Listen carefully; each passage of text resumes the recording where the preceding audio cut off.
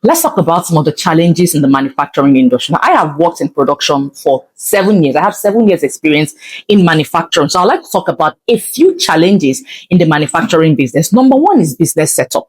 Now, in the area of business setup and areas of policy inconsistency, these are macro elements of business that you really do not have control over. So business setup, for example, in Nigeria, as a manufacturing company, you most likely are going to walk on the road that leads to your factory. You are likely going to cut the grass, grade the road, and do every road possible that leads to your manufacturing industry. Even though these are things that, the government ought to have put in place. Electricity, you are going to take care of your electricity. As a manufacturer in Nigeria, you will take care of your responsibility and you will bear the very high cost of ensuring that you have light in your business. Number two are policy inconsistencies. These are also macro elements of business that you do not have control over.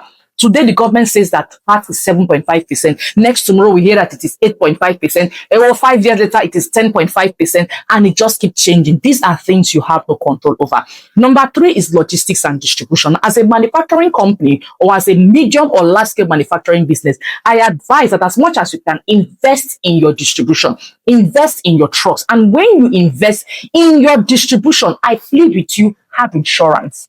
Insurance is not luxury. Insurance is not waste of money. The cost of losses or the volume or the value of losses in a manufacturing business is nothing compared to the money that you have been paying an insurance company for your items. Next is lack of trained workers. This is one of the biggest challenges that you will find in the manufacturing industry. But here's my advice to you. Poach.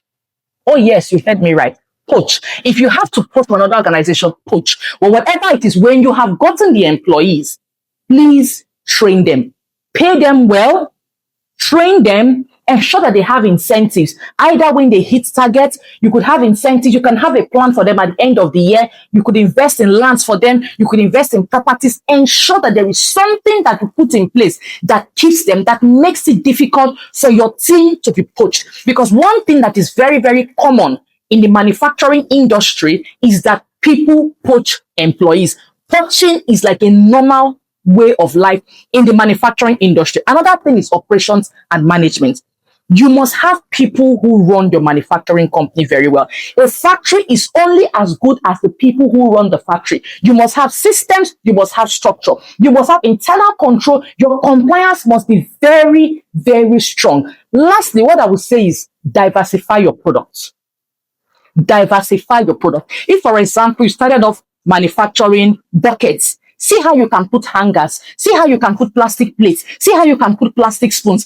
Diversify your portfolio. For example, BZ has three major product categories. There is the personal care, there is the home care, and there's electronic appliances. If you count all the items involved, you are hitting over maybe 50 to 70 products. So as you grow as a manufacturer, learn to diversify your items, diversify your product lines, diversify your business. Another thing I'm going to ask, if you are planning to set up a manufacturing business or you want to start a production business, here's my advice to you.